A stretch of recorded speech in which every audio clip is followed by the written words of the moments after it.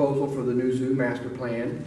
And we have Lori from GLMV Architecture, Kathy from Zoo Advisors, who are consultants to this project, and I'll let them talk a little bit about themselves before we go on.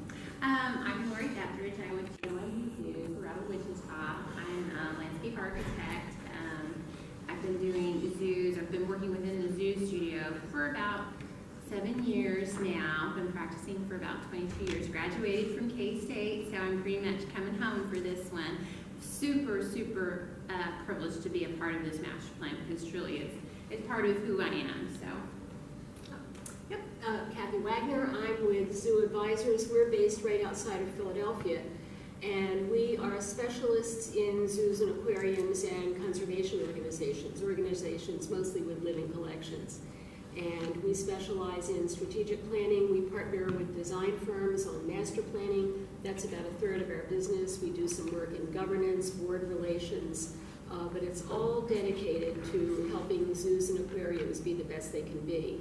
My personal background is that I grew up basically at the Philadelphia Zoo. I started as a volunteer there and spent 30 years of my career in operations for a while, then in conservation and education, and for the last 10 years plus, I've been doing consulting with zoos, aquariums, and other organizations across the country, and am absolutely delighted to be here.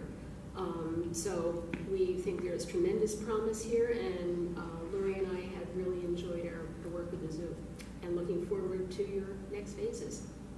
Thank you. And would you like to tell everybody what your alma mater is, so that we can mock you? I don't think so. We came in yesterday, and I said, you know, we would have had this done sooner, but there were a few things like basketball that got in the way, and I got my master's degree at Villanova. I'm sorry, you know, and everybody kind of looked, okay, you know. So we forgive you. But yeah, I actually had 2 schools in the what do you call it, the NCAA playoffs. And I went to Bucknell for undergrad, and they went out real fast. You know, they're not a basketball powerhouse. And but Villanova, hey, came through. So, and congratulations to Kansas on having 3 schools. Yes. In there. You did very well. Don't hold it against me. For those of you that don't know, I'm Scott Shoemaker, and I'm the zoo director here. And we appreciate you all coming out tonight. And we call the master plan. It's actually 3 plans that are coming together as one plan. So the master plan, when you see it tonight, it's a lot of pretty pictures, a lot of kind of design concepts about what we can do out here in the way of exhibitry and other guest amenities, but it's also a strategic plan. So that master plan, that pretty pictures, you know, that's a 20 to 30-year document, maybe even longer, but that's kind of the time frame it's designed for. We're also incorporating into it a strategic plan, and that strategic plan is a little more of the nuts and bolts about how we achieve this beautiful picture. You know, how do we pay for it? What kind of resources are going to be required to make it happen? And it's a little shorter term plan. It's probably more of a 3 to 5 year look into the future on how we start this process. But there's also some components of it that will help guide us long term as well. And then on top of that, is what we call a conservation plan. And we're one of the few zoos that I'm aware of that's trying to integrate a conservation plan into the strategic and master plan. And it's kind of a newer concept. A lot of you may know that we are an AZA accredited zoo. We're accredited by the Association of Zoos and Aquariums. And that's a very high standard for zoos to meet. And part of what that means is we need to commit ourselves to conservation, trying to save animals from extinction. And so it's very important that as we move forward, we tell that story to the community about conservation and what we as Sunset Zoo do, what AZA zoos around the country do, and what you as users of this planet can do to help save animals from extinction. And so we're going to interweave this conservation plan throughout the campus. We do a lot of stuff right now, and we talk about it in our education programs and some of the public programming we do, but we don't have it kind of that story woven throughout our campus out there, and that's what we're going to attempt to do as we move forward, to let the community know what it is we do and why we do the things we do. So AZA is critical to us. It sets standards for animal care, it sets standards for education, conservation, a whole gamut of ways we operate is influenced by this Association of Zoos and Aquariums. And so, of the roughly 2,500 places in the United States that call themselves a zoo, only about 230 meet the standards of AZA. So it's less than 10% of zoos meet standards for accreditation. And part of how you maintain those standards is by planning and having a master plan that gives us direction moving forward, so that we're not just kind of stumbling around blindly trying to accomplish those goals that we have for us. So this master plan, strategic plan, conservation plan is critical to us and for us to maintain our accreditation. And I could stay up here all night just talking about AZA accreditation and what it means to us. But just know that a lot of the animals that we have here in our zoo are here because we are an accredited zoo, and they're here free to us because we are an AZA accredited zoo. That is, at its most basic level, is one of the great perks of being an AZA accredited zoo. We have animals here that you would not get to see otherwise. So this plan will help make sure that we maintain our accreditation and will allow us to move forward. And I think I've taken probably enough of your time. Is that everything? That's everything. Okay. You did so I'm going great. to turn it over to Lori now, and she's going to walk us through the master plan. Yeah, I get the fun part. I get to show everybody all the great designs and pretty pictures. Before I start, though, I just wanted to kind of repeat a little bit of what Scott said. This is, again, like a 25, 30-year, maybe more plan. It's at 30,000 feet, you know, so we're not talking about individual, that we have 3 animals here and we have 5 animals here, or this building has this many rooms. We're talking about this space is dedicated to elephants, or I'm sorry, giraffes. Stay away from that. Or this is a hyena. I'm not going to let that one down. So with that, I'm going to get started before I slip up and say something else. Okay, as part of the process, what we did is we first came in and we evaluated the zoo. And we did this with zoo staff and other interested parties. So we went through it and looked at, a master plan really addresses the entire site. So we looked at the entire site and we kind of categorized things in these broad categories. So if you look at the green category, that is what we consider areas that meet the standards we want to maintain moving forward. So these are the sacred things, the things that we think are good just exactly the way they are, and we're not going to change them moving forward. So that primarily consists of this building. We really love this building. This has been a wonderful addition to the zoo. Our maintenance facilities are fantastic. We've got great parking facilities. We're putting in, this assumes a new exhibit that is going to go into construction fairly soon, and that's called Expedition Asia, as well as the events pavilion. So those are the keepers. So this is starting to create a framework for us. The items in red are those things that no longer meet standards or require such as, so much of an investment that we're okay blowing them up if we need to. And that's children's zoo primarily, keeper areas. So just a couple of areas. The areas in yellow are those things that fall between. Those are things that might require some updating, might require some investment. Therefore, those areas we consider kind of up for grabs for redevelopment. The purple areas are areas that we can't actually build on due to grades and construction restraints. And the blue areas are areas of opportunities.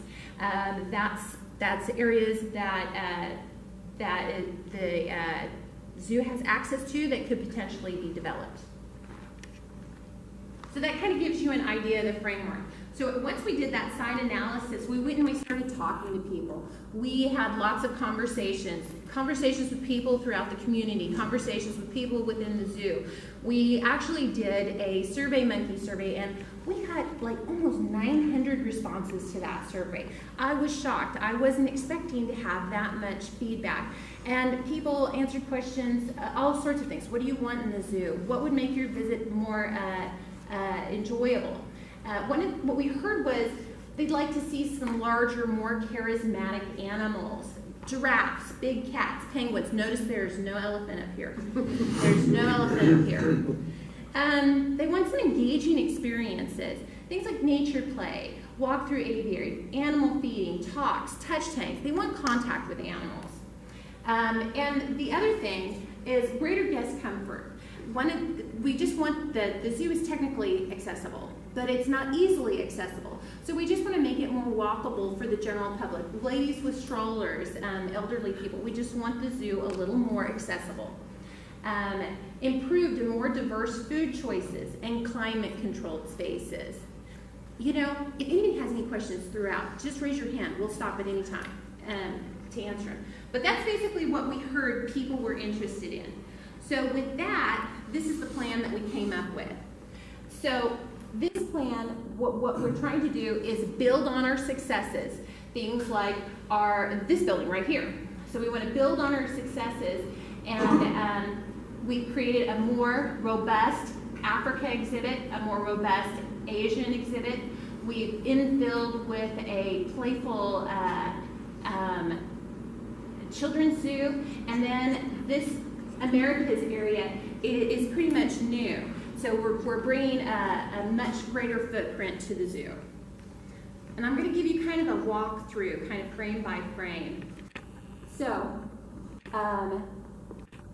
once the zoo is developed out, we're starting with kind of a new point of identity. One of the things we heard is that it's kind of hard to find the zoo.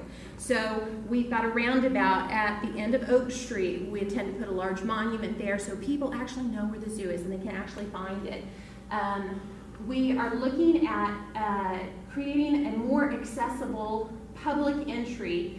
The zoo is kind of, it's on the side of a hill. So we have what's happening on the top of the hill, and then 90% of the zoo actually occurs on this mid-level. And then we have a small portion of the zoo that's on a lower level.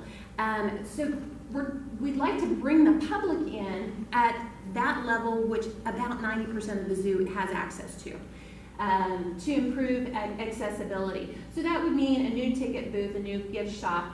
We have had such success with the Sprouts program. We've really outgrown our facilities here in this building. So a new Sprouts building would be located there as well. And what that allows us, yes, please. Can you go into a little more detail for some of these folks about the Zoo Sprouts? Absolutely, absolutely. The Zoo Sprouts program is the zoo daycare program. It's extremely popular. You have 15 or 16 kids right now, a waiting list for more than 30. Some of them haven't even been born yet. So one of the really impressive things about the Sunset Zoo is their education programs, including the Sprouts, actually generate more revenue for the zoo than their gate does. So investing in education at the Sunset Zoo is money well spent. So in the Sprouts building, we would have 3 classrooms instead of 1 classroom, and each one of those classrooms would be themed with kind of an interactive animal experience. So we talk all the time about injecting people into animal habitat. So our thought with the Sprouts building was we would inject animals into the kids' habitat. So we foresee 3 distinct classrooms. One would be a prairie dog classroom. So instead of everybody seeing at other zoos where you have the prairie dog pop up, the kid crawls in and pops up inside the prairie dog habitat, we're going to do the opposite. We're going to have a prairie dog pop up where the prairie dog pops up into the kids' classroom. Same with otter. We have slipper slides that go through the otter, the otter habitat. In this classroom, the otters have the opportunity to swim through. And the last classroom would be bees. Pollinator program bees are so important to this zoo. Having them in a classroom and educating the kids on it seems like a very natural fit. So we see this as a very dynamic, exciting, and truly unique experience for the daycare program. But also by moving Sprouts to this location, it allows us to even better utilize this building for its original purpose, and that was education. So this will be the heart of education, and so we'll have more room for that. What else? We've got additional parking. We will have a flex space up at the where this ticket booth is. So if you have like traveling exhibits that go from zoo to zoo, that would be the location where we could host something like that. Then when Sprouts move, it leaves this nature play open, and we'd love to put a lemur habitat in there, just to enhance the experience up here in this education building as well. And then inside the gate, right here, we have an amphibian reptile building with a rooftop event plaza. So right off the edge of this building, we want to take advantage of what everybody calls the best view of Manhattan. And so we have a reptile building with an event plaza on top. I love the location of this building, so close to the front entry, because we've all thought, oh, I'd really like to go to the zoo, but dang it, it's cold outside and I don't want to walk all the way through. But this would allow people to come in and have some attractions immediately at the front of the zoo, climate control, so it really increases the usability of the zoo throughout the seasons. Again, stop me anytime. I'll just keep talking if you don't stop me.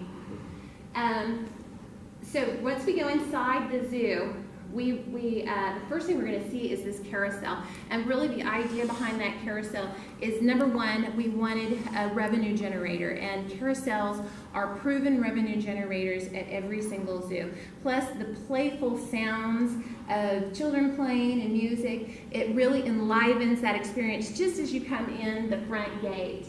We also have something we're calling the Frog Watch stream, and so what that is going to be is it's going to be an artificial stream. It'll probably have a little bit of water that runs through it, and it'll be a play area for children, so a place for them to dig and splash. But what we also would like to do is we'd like to interpret the Frog Watch program. This is one of these aspects where we're actually tying the facilities into our conservation plan. So we would have like little artificial frogs that would, if you touch them, maybe they croak, and you can identify their particular croak based on the looks of that particular frog. We might interpret the life cycle of frogs in that stream. But we see this as a really fun, playful, interactive children's experience. We also have nature play. So what you see out here, right out here in front, is nature play. So teaching kids just how to play within nature. So it's really loose and allows kids to be creative and interact with nature. So we have a very large nature play. One of the hardest things about having nature play right here as people come in the front gate is that they're like, I can't bring my kid over there. What do you mean it's just for the Sprouts program? My kid wants to play there. So we wanted to be sure that we, in the future, have a large enough nature play that anybody at the zoo can go and play. We have a children's farm. So we have contact yards. We have a goat jungle gym where the goats kind of climb through the jungle gym. We have a 4-H stage. That's another way where we can connect with our community, bring 4-H groups in to show their animals. So we have a place where we can do that as well. We have a large barn that the kids can come in. We'll have things like rabbits and guinea pigs. We'll have goats. And then over here we have a butterfly house right up there. So it'll be a walk-through conditioned experience where you can go through and see the butterflies. And around it we're going to have pollinator gardens with beehives. Again, we're tying back into our conservation efforts here at the zoo. Pollinators are huge at the zoo, and nobody does them better than the Sunset Zoo. I really do believe that. And last but not least, we have a children's adventure course. Has everybody done a ropes course before or seen one? This would be a children's scale adventure course. This would again be another revenue generator for the zoo. So that would be the children's zoo. Right at the children's zoo, we've moved Australia to make for a larger African experience. So this is where we located Australia, and I think it's a perfect location for it. We have a new wallaby walkthrough, a small Australian plaza with kookaburra, as well as budgie feeding. So again, another revenue generator right there. Plus, I don't know, has anybody ever fed veggies before here? I bet a couple of you guys have. It's like the coolest thing ever. We did it at AZA, and I literally had one like going through my purse as I'm trying to feed him. So super cute. Next is Asia. The fantastic thing is that we've already got Expedition Asia designed, and they're fundraising for it right now. So literally when this plan is launched, we are going to kick off immediately with the very first exhibit, the construction. So that will be Expedition Asia, which will be tiger, leopard, and sloth there. And once again, this facility ties into the conservation efforts that the Sunset Zoo is doing currently. In addition, we are down here where we have red panda. We have red panda and otter. And because we moved otter up to the front of the zoo to play with the sprouts, we have the opportunity to expand that red panda exhibit. They are just the most adorable, playful animal ever. So we are going to expand that exhibit and then create a pocket for play and provide a restroom down at the bottom of the hill so that you don't have to run up the hill for an emergency pit stop. Well, existing gibbon stays down there, and then I talked about the guest amenities. This is the heart of the zoo. And what we have here is just a large plaza, and this is where we're going to have our large corporate events, weddings, family get-togethers, all in this heart of the zoo space. It's close to the existing events pavilion, so we can spill over and share those spaces. It will have new restrooms. It will have a new concession building with conditioned indoor seating, and it will seating area will also have a view into the lions, so you can go and have lunch with the lions if you wanted to. Bring the family out and have lunch with the lions. As part of this, we're also doing an upgrade to the Chautauqua Theater.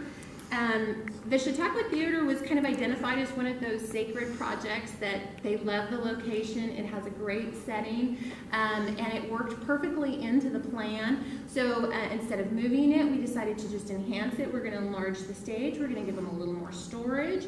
We're going to upgrade the sound, the power, the lighting, and it works perfect in that area. And we did this strictly for Scott. We're just going to call this Scott's Africa. This happens to be my favorite part of the plan. I think it will be probably the big deal, in my opinion. So you enter Africa, you have a large African plaza, and around we have a watering hole. And across the watering hole, you'll first look out at lion. And then you can look out across to what we're calling a draft yard, but it's going to be a mixed species hoofstock. It's 1.3 acres.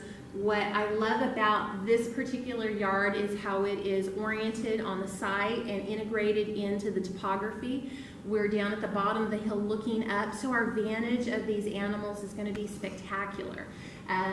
We have a new giraffe barn, a new hoofstock barn, new keeper facilities and service. Then we have a more accessible route up the hill to well, I should mention, in the giraffe barn we'll have indoor feeding. So again, another revenue generator that we can have open even when the weather isn't perfect. So we can still get to see the animals and feed the animals. As we move up the hill, we have a platform feeding of giraffe as well. Continue up the hill, we have, it's an animal exercise area, but it's a place where you can again see the animals, talk to the keepers, and have a little bit of contact with the animals, a special experience. We have the existing colobus monkey that's basically remaining unchanged, the existing chimpanzee. we've added a restroom and play right adjacent to the existing chimpanzee. And we would see this play as like a parallel play situation. If the chimps are climbing and swinging, the kids could be climbing and swinging. And we put a restroom up there as well so that people can be comfortable to stay for a while. It'll extend their visit. We come around to an aviary and then across to the hyena. That was one of the things when I presented this before. The first question was, what happened to that hyena? And I was like, we didn't lose her. She's got this, she's got the penthouse at the top of the hill. So we've got the hyena in there still. We bring it around and we're going to do mongoose or meerkat, just depending on what availability and where our heart is when that exhibit comes around. Across to red river hog, and then this path that comes around the perimeter is a lower view of this mixed species yard and brings us back to the African Plaza. I think this is my favorite part of the zoo, right here. I think Scott said, if you don't like this, you have no soul. Isn't that what you said, Scott? I may have said that. You may have said that. If you don't like this exhibit, you have no soul. So here is the Americas. With the Americas, we are bringing a tropics zone with a touch tank and primates. So new animals, new experiences, contact, revenue generation, and also conditioned space for people. We are talking about penguin habitat with underwater viewing, so we can view them on land as well as an underwater view. Peccary and capybara habitat, and a jaguar habitat right here. Jaguar. And it will again have an underwater view as well as a ground level view. A giant anteater maned wolf. And then we have two bobcat habitats right up here. And the idea is that we have a transfer between the two habitats overhead, so the animals had choice as to where they wanted to be. Swift fox habitat, and then we already talked about the otter habitat with underwater viewing that then connects into sprouts. Prairie dog is the same way, connects to sprouts. And then right up front off the entry we have the flamingo, because after all, you need a big colorful bird at the front entry.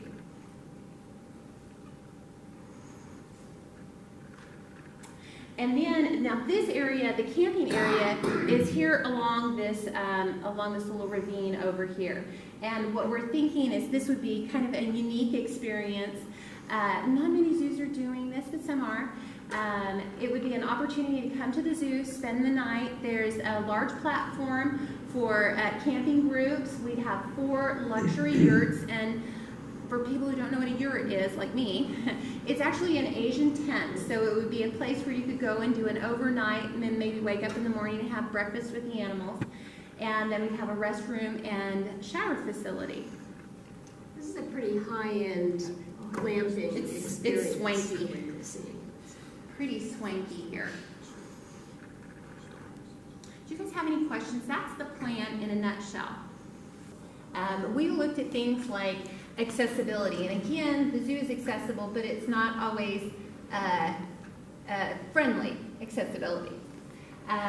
Attendance and revenue growth, animal welfare, conservation impact, marquee exhibits and experiences, the mix of guest amenities, play spaces, interactive experiences, cost-effective design, construction, staging, and implementation, and projects of opportunity. And projects of opportunity are their lower price, standalone exhibits that have big impact. Okay, so this is what our phasing plan looks like. And each one of these colors represents a different phase of the plan. We have 4 primary phases, and then we have what we call projects of opportunity. Those are the ones in yellow. So again, those are kind of standalone projects that we can use as quick successes, momentum builders. Those would be the carousel. So we wouldn't do just a carousel, we would do a conservation carousel. Our carousel would have frogs and pandas and all of those charismatic conservation animals that we have at the zoo. The Children's Adventure Course is another one that we feel like we could implement, immediate revenue generator as well, and one that might be attractive to a donor or a partner. Chautauqua Amphitheater, we think that's another quick success, low investment, high payoff. The Nature Theater. The Nature Theater over here is actually, it's a smaller theater. They used to have a nature theater here. So when you had like a school group that had paid for a program separate, but you still had people going through the zoo, it was kind of a private place where you could have that private program without impacting the rest of the zoo. And that's another one we think we could potentially partner with someone, or someone could potentially sponsor. The flex space up at the front of at the education end of the zoo, and then the camping component. We all feel that these would be low investment projects with big payoffs that could be done rather quickly. Phase 1 would be Asia. So we've got Expedition Asia, and I mentioned we're kicking off this whole plan with Expedition Asia. Since we have this great momentum, we've done a fabulous job with the fundraising. We have a few little remaining projects that would have to be done. One of them is like the sloth bear rescue. That again speaks to our conservation efforts here at the zoo. We want to bring in giraffes as quickly as possible. We think that's going to be one of those marquee exhibits that people will come specifically to see. So we'd like to get that in along with the feeding, so we have a revenue generator with it as well. Accessible public entry. We're talking about creating this entry point down at this main level of the zoo, having tickets, guest services, restrooms, gift shop, additional parking. And then when we vacate the sprouts up here, we'll infill with lemur. So that would be phase 1. And again, we're looking at a balance of conservation interests, revenue generator, guest amenities. In phase 2, now that we have kind of a new experience coming in at a more comfortable level of the zoo, we want to give them a lot to look at right when they come through the door. So that's where the heart of the zoo, the lion habitat, and the children's zoo is going to happen. So I kind of explained what all goes into each one of those sections. We'll have like Frog Watch, Nature Play, Children's Farm, which includes the jungle gym and the contact yards, the 4-H stage, the butterfly house, pollinator gardens. So we'll have a lot of activities right there at the front of the door, make a big impact right at the front of the door. Phase 3 is the infill of Africa. So we're going to complete Africa, do Australia, and then also do most of Americas, not all of Americas. This lower portion is part of 4. So in Africa, that's adding the mixed hoof stock to the giraffe yard, doing the aviary, changing the hyena habitat and moving that to the top of the hill, adding mongoose, meerkat, red river hog, and the new keeper facility all goes in at that time. In the Americas, the peccary habitat, the capybara, jaguar, giant anteater, bobcat, swift fox habitats all happen. So that's kind of a complement to what was happening at the Sprouts building. And then in Australia, we have the wallaby walkthrough, the kookaburra, and the budgies. So again, a mix of amenities with revenue generators, with charismatic species, marquee exhibits. And then we call this phase 4 and beyond. In phase 4, we'd have the penguin habitat, the tropic stone, which would have the touch tank, and the primates. That's when we would come in and infill with the amphibian reptile building, with the rooftop event plaza. And by the time this phase happens, this facility will most likely require some renovation at that time. So renovations would be planned for in that for phase 4 and beyond. And just as a quick summary, we're looking at about a $3 million investment in projects of opportunity.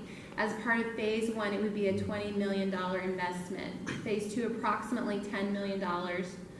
Phase 3 would be 17, and Phase 4 and beyond, somewhere in the neighborhood of 20. As Kathy likes to say, those numbers are a little squishy. It's like asking someone how much a car costs. It really depends on what kind of car you're buying. So depending on how these exhibits really get ultimately designed, again, we're at this 30,000 foot view. Depending on how these exhibits get designed, there's some up and down movement, but we feel pretty confident. We've factored in things like inflation, we factored in things like infrastructure, and we put in a significant contingency as well. So that is kind of what we're looking at over the life of this plan, which we're again saying is at least 25 to 30 years.